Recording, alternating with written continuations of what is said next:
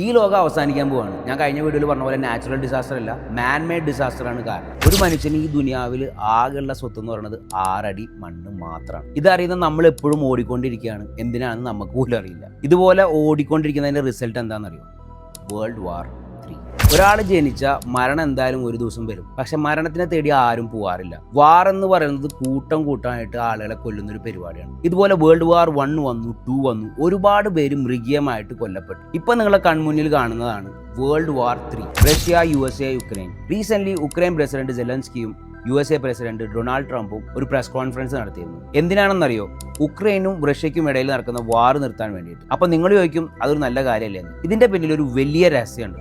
ഉക്രൈന്റെ വെറും 10% ലാൻഡിന് വേണ്ടിയിട്ടാണ് വർഷങ്ങളായിട്ട് ഈ ഫൈറ്റ് നടന്നുകൊണ്ടിരിക്കുന്നത്. റഷ്യയുടെ മിലിറ്ററി വളരെ സ്ട്രോങ് ആണ്, പക്ഷെ ഉക്രൈൻ്റെ അതുപോലെ അല്ല. അതുകൊണ്ട് വെപ്പൺ സപ്പോർട്ടും മണി സപ്പോർട്ടും USAയുടെ കയ്യിൽ നിന്നാണ് ഹെൽപ്പ് ചോദിച്ചത്. എപ്പോ?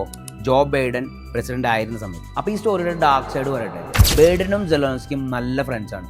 അതുപോലെ തന്നെയാണ് ഡൊണാൾഡ് ട്രംപും പുടിനും. ബൈഡന്റെ ഭരണത്തിന് ശേഷം ട്രംപ് തലപ്പത്ത് വന്നതിന് ശേഷം എടുത്തൊരു തീരുമാനമാണ് ഉക്രൈനും റഷ്യയും വാർ നിർത്തണമെന്ന്. ഈ വാർ അവസാനിക്കുകയാണെങ്കിൽ ആരെ തല്ലാണ് വീഴാൻ പോകുന്നത്?